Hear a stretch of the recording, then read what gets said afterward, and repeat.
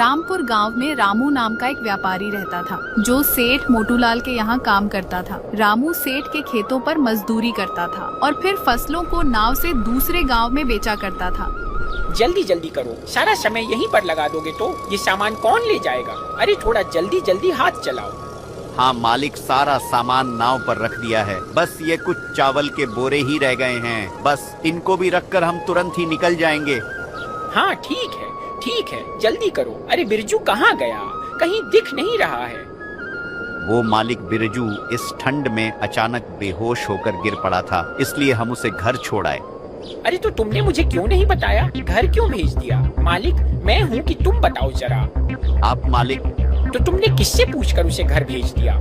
जी मालिक, गलती हो गई, आगे से ऐसा नहीं होगा। होनी भी नहीं चाहिए, नहीं तो तुम्हारी नौकरी तो गई समझो। चलो सब जल्दी जल्दी काम करो। रामू भाई, आज तो बहुत ठंड लग रही है, मेरे तो हाथ ठीक से काम ही नहीं कर रहे। हाँ भाई, सारा मामला तो पेट का ही तो है। अगर यह भूख ना होती तो मैं तो इस ठंड में घर से बाहर ही नहीं निकलता, पर क्या करें, जब भगवान ने पेट दिया है तो इसके लिए तो यह सब करना ही पड़ेगा। हाँ भाई शंकर, हम गरीबों के पास इस ठंड में काम करने के सिवा कोई और रास्ता भी तो नहीं है। काम करें तो कुछ पैसे मिले, एक यह हमारा मालिक है जिसके पास हम गरीबों के ऊपर जरा सा भी दया भाव नहीं है। इतनी ठंड में दिन रात हमसे काम लेता है और खुद तो सारा दिन बंद घर में घुसा रहता है। अरे भाई थोड़ा धीरे बोल, कहीं मालिक ने सुन लिया ना तो खामखा ही सबको डांट पड़ेगी। वैसे भी मालिक के पास दिल कहाँ है हम मजदूरों के लिए, उन्हें तो बस काम से मतलब है, चाहे कितनी ही ठंड हो। अरे यूं रोने धोने से कुछ नहीं होगा, चलो सब जल्दी, जितना जल्दी काम निपटे उतना ही जल्दी हम घर को लौट पाएंगे। सभी मजदूर नाव में बैठकर दूसरे गांव के लिए निकल पड़ते हैं। रामू अपने परिवार के साथ एक छोटे से टूटे फूटे मकान में रहता था। रामू सेठ मोटू के खेतों में खेती करके अपने परिवार का पालन पोषण करता था। रामू का परिवार बहुत गरीब था और उनका घर भी टूटा फूटा था, जिस वजह से सर्दियों का मौसम आते ही उन्हें बहुत परेशानियों का सामना करना पड़ता था। माँ, आप पिताजी को बोलो ना, वे छत की मरम्मत करवा ले और खिड़कियों को भी ठीक करवा दे। सर्दियों का मौसम शुरू हो गया है, रात को जब खिड़की से हवा आती है ना तो बहुत सर्दी लगती है।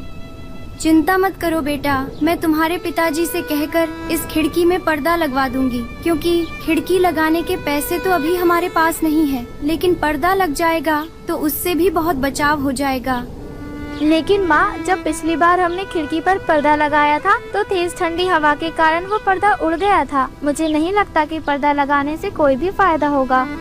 एक बार कोशिश करके तो देख ही सकते हैं ना बेटा, तुम चिंता मत करो, मेरे पास कुछ पुरानी साड़ी पड़ी है, तुम्हारे पिताजी आएंगे तो उनसे कहकर खिड़की पर पर्दा लगवा दूंगी। थोड़ी देर बाद रामू घर आता है। जरा सुनिए, इस खिड़की से बहुत ठंडी हवा आती है, यह लीजिए, आप इस पर पर्दा लगा दीजिए। ठीक है, अभी लगा देता हूँ, लेकिन मुझे नहीं लगता कि इससे कोई भी फर्क पड़ेगा। इधर तेज हवा चली तो पहले की तरह ये फट जाएगा। रामू खिड़की पर पर्दा टांग देता है। ये देखो गुड्डू, तुम्हारा पर्दा लग गया। जी, मैं आपको कह रही थी कि ठंड का मौसम शुरू हो गया है, हमारी छत में जगह जगह छेद भी है। अगर ठंड में कहीं बारिश हो गई तो इस सर्दी को झेलना हमारे लिए कठिन हो जाएगा। इससे पहले कि कहीं बारिश हो, आप इस छत की मरम्मत करवा दीजिए। पर बिंदिया, तुम्हें तो पता है ना, मरम्मत करवाने में काफी पैसे लग जाएंगे और इतने पैसे अभी मेरे पास नहीं है। तो आप अपने सेठ से पैसे उधार ले लीजिए। बिंदिया, तुम्हें तो पता ही है ना, सेठ मोटूलाल इतनी आसानी से पैसे देने वाला नहीं है। मेरी तनख्वाह ही वह बहुत मुश्किल से देता है, तो मुझे उधार में पैसे क्यों देगा? हमारे गांव में जमींदार गोगो का घर भी तो है, आप उससे पैसे ले लीजिए, किसी से भी पैसे ले लीजिए, बस छत की मरम्मत करवा दीजिए। यह ठंडी हवा अब हमसे बर्दाश्त नहीं होती है, अगर बारिश हो गई तो हमारा क्या होगा? ठीक है बिंदिया, मैं गोगो के पास जाकर कुछ पैसे उधार मांग कर देखता हूँ। थोड़ी देर बाद रामू जमींदार गोगो के पास पहुँच जाता है। अरे आओ रामू, कहो कैसे आना हुआ? आखिर इतने दिनों बाद अचानक तुम्हें हमारी याद कैसे आ गई? जमींदार जी, मुझे कुछ पैसे उधार चाहिए थे। अच्छा, तो तुम उधार लेने आए हो? उधार तो मैं तुम्हें दे दूंगा, लेकिन 3% ब्याज लगेगा। अगर जमींदार जी ब्याज कुछ कम नहीं हो सकता? नहीं भाई रामू, ब्याज तो 3% ही लगेगा। गांव के बाकी लोगों को भी मैं 3% पर ही ब्याज देता हूँ, तो भला तुम्हें कैसे कम लगा सकता हूँ? अगर मैं तुम्हें ब्याज कम लगाया तो गांव के अन्य लोगों के साथ बेईमानी होगी ना। हाँ, बात तो आप कि ठीक है, मगर अरे अगर मगर के चक्कर में मत पड़ो। मैं कौन सा आज ही तुमसे पैसे मांग रहा हूँ। अभी कुछ दिन रहने दो, अगले महीने बाद से ब्याज की रकम चुका देना। मुझे भी कोई जल्दी नहीं है। ठीक है जमींदार जी, तो आप मुझे 3% ब्याज पर ही पैसे दे दो। रामू जमींदार से पैसे लेकर अपनी छत की मरम्मत करवा लेता है। देखो बिंदिया, अब तो छत की मरम्मत भी हो गई है और खिड़कियां भी ठीक हो गई हैं। अब घर में ठंडी हवा भी नहीं आ रही है। अब हमारी ठंड भरी रात आराम से गुजर जाएगी। जी हाँ, बड़े दिनों बाद आराम मिला है घर में, वरना ठंडी हवाओं से तो पूरा शरीर कांप रहा था। इस तरह रामू का परिवार के दिन खुशहाल बीत रहे थे। रामू का काम भी अच्छा चल रहा था।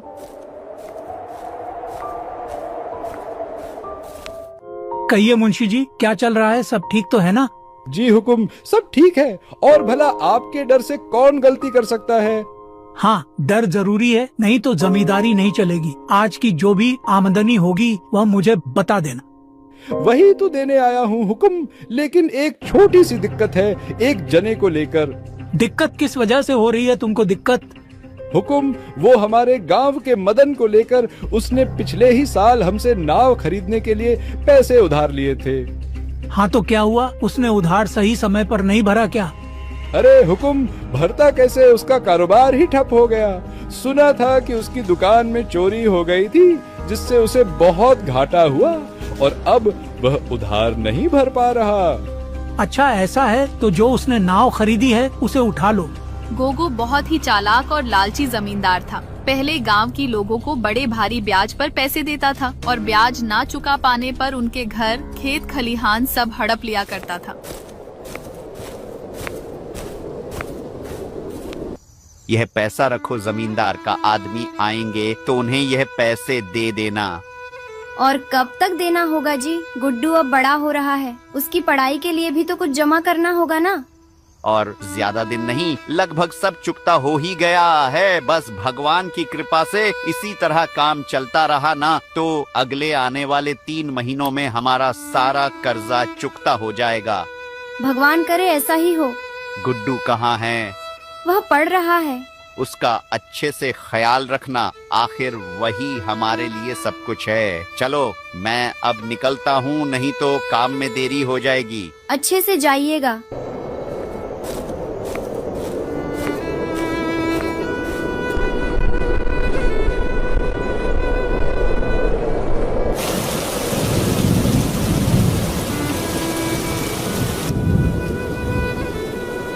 हे भगवान, बारिश होने लगी। ना जाने तुम्हारे पिताजी कहाँ रह गए। भगवान करे सब ठीक हो। माँ क्या हुआ? कुछ नहीं बेटा, तुम अंदर चलो, मैं अभी आती हूँ। भगवान उनकी रक्षा करना, इतनी बारिश हो रही है, बस वह सुरक्षित घर आ जाए। अरे थोड़ा सा खा लो ना बेटा, नहीं तो ये खाना बर्बाद हो जाएगा ना बेटा। माँ मुझे भूख नहीं लगी है। रात बहुत बड़ी है बेटा, अगर अभी नहीं खाओगे तो रात में भूख लग जाएगी। माँ आप क्या खाएंगी? बस आपके पापा आ जाएं, तब हम एक साथ खा लेंगे, लेकिन तुम खाकर सो जाओ। लगता है तुम्हारे पापा आ गए, मैं दरवाजा खोलकर आती हूँ। जी आप कौन? क्या यह रामू का घर है? हाँ कहिए। आज नदी से नाव ले जाते समय बीच रास्ते में नाव पलट गई। नाव पलट जाने से रामू की उस नदी में ही मौत हो गई। नहीं, ऐसा नहीं हो सकता। इसके बाद बिंदिया अपने जीवन में अकेली पड़ जाती है। उसके जीवन की सारी खुशियाँ चली जाती है। वह खुद तो दूर, वह अपने बेटे को भी 3 वक्त का ढंग से खाना भी नहीं खिला पाती है। ऊपर से जमींदार के पैसे न लौटाने पर उसको खूब खरी खोटी सुननी पड़ती है। वह दिन के आधे समय में सिर्फ रोती रहती थी। उसे जीने की कोई इच्छा न थी, इसलिए वह खुद को मारना चाहती थी। लेकिन यह सब सोचते ही उसे अपने बेटे की याद आ जाती थी। अगर मैं भी चली गई तो मेरे बच्चे को कौन देखेगा? नहीं, मैं कमजोर नहीं पड़ सकती। मुझे जीना होगा अपने बेटे के लिए। मुझे अपने बेटे के लिए जीना ही पड़ेगा। लेकिन कुछ भी करूं, कुछ पैसे तो चाहिए ही। वो मैं कहां से लाऊंगी? जमींदार बाबू को तो वैसे ही पैसे देने हैं। अगर उनसे मांगूंगी तो क्या वह देंगे? जो भी हो, एक बार बोलकर देखती हूँ, हो सके दे दे। रामू का और कितना पैसा निकल रहा है जो उधार लिया था? उसका 80% तो चुका दिया। अगर आज वह जिंदा होता तो शायद बाकी का उधार भी चुका देता। लेकिन उसके मरने से मेरा पैसा नहीं मिलेगा। वैसे भी बहुत समय हो गया है। अगर जरूरत पड़ी तो अब उसका घर बेचकर पैसे लेना होगा। अगर हम घर ले लेंगे तो वह लोग रहेंगे कहाँ? ये मेरा सर दर्द नहीं है, वह उन्हें समझने दो। मैंने जो कहा है वह जाकर करो। जी आप दोनों कैसी बातें कर रहे हैं? बेचारी विधवा कहाँ से भरेगी अब आपका ब्याज? और अब आप उसका घर लेने की भी बात कर रहे हैं। इतनी ठंड में वह बेचारी अपने बच्चे के साथ कहाँ जाएगी? कम से कम उन दोनों के बारे में तो सोचो। उन दोनों का क्या कसूर? एक तो वैसे ही उनके सर पर मुश्किलों का पहाड़ टूट पड़ा है और आप इस ठंड में उनसे उनकी छत भी छीनना चाहते हैं। आप ऐसा मत कीजिए। यहाँ क्या कर रही हो तुम? तुम्हें कितनी बार कहा है मेरे व्यापार में बार बार दखल अंदाजी मत किया करो। तुम्हारा काम घर में झाड़ू पोछा करना है, जाओ और अपना काम करो। माफी हुजूर, लेकिन ठकुराइन जी बात तो सही कह रही है। इतनी ठंड में वह बेचारे कहाँ जाएंगे? मैं क्या कह रहा था हुजूर, रामू ने जितना पैसा दिया था उससे कहीं ज्यादा उसके घर की कीमत है। इसलिए आप वह घर ले लीजिए और उन्हें नदी किनारे वाला आपका जो पुराना घर है ना, वह उनको दे दीजिए और थोड़े बहुत पैसे भी दे देना। वैसे भी वह घर कब से वीरान पड़ा हुआ है, क्या पता कब नदी में बह जाए, और इसके लिए आपको कोई दोष भी नहीं दे सकेगा। वैसे भी अगर इतनी ठंड में आप उनको घर से बाहर निकालेंगे और यह बात गांव में फैलेगी तो आपकी बहुत बदनामी होगी। लोग आपको बेरहम समझेंगे।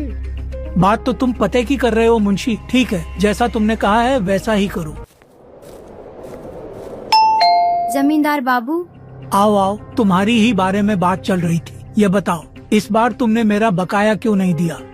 इसी बारे में तो आपसे बात करने आई हूँ। जमींदार जी, मेरे गुड्डू के बाबूजी जो कुछ भी बचा कर गए थे वह सब तो अब खत्म हो चुका है। अभी 2 वक्त का खाना भी ठीक से नहीं मिल रहा। अभी किस तरह आपके पैसे वापस करूँ? ऐसे तो काम नहीं चलेगा। पैसे जब तुमने लिए हैं तो तुम्हें ही वापस करने होंगे ना। वह तो मैं जानती हूँ, लेकिन मैं छोटे से बच्चे को लेकर क्या काम करूँगी?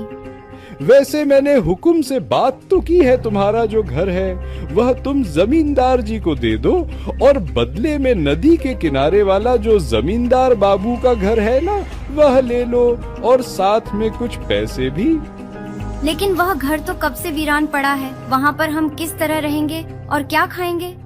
इन पैसों से तुम नदी के किनारे खाली वाली जगह पर खेती कर सकती हो और फसल को बाजार में बेचकर अपना परिवार चला सकती हो। मैं इससे ज्यादा कुछ नहीं कर सकता हूँ। इसके बाद बिंदिया अपने बेटे को लेकर उस घर में चली जाती है। जितना हो सके उसने घर के बगल वाली जगह की सफाई की। इसके बाद उसने उस खाली जगह पर खेती करना शुरू कर दिया। इसके बाद वह बाजार में फसलों को बेचकर अपना घर चलाने लगी। माँ, मुझे बहुत डर लग रहा है। मुझे उस घर जाना है। ये घर अच्छा नहीं है। वह घर अब नहीं है बेटा, वह घर बारिश में बह गया। हम दोनों इस घर को बिल्कुल नया बना देंगे। जब तुम बड़े हो जाओगे और बहुत पैसे कमाओगे तब हम लोग एक बड़ा घर लेंगे। हाँ माँ, मैं बहुत बड़ा आदमी बनूंगा। जमींदार बाबू के घर से भी बड़ा घर होगा हमारा। ठीक है बेटा, ठीक है। अभी बाहर मत जाना। बेटा तुम जाकर बिस्तर पर बैठो, मैं अभी आती हूँ। बिंदिया सुबह देखती है कि छत पर से पानी गिरने के कारण जमीन के नीचे गड्ढा बन गया है। भला यह क्या हुआ? इतना बड़ा गड्ढा कैसे हो गया? तभी बिंदिया की नजर उस गड्ढे के किनारे एक चमकती चीज पर जाती है। गड्ढे के अंदर अब यह क्या है जो चमक रहा है? थोड़ा मिट्टी हटाकर देखती हूँ। बिंदिया उस मिट्टी को हाथों से हटाती है। अरे ये तो सोने के सिक्के हैं। सोने के सिक्के से भरा मटका। इन सिक्कों के बारे में अगर जमींदार बाबू को पता चल गया तो वह तो सब लेकर चले जाएंगे। आज ही मुझे ये सब लेकर यहाँ से चले जाना होगा।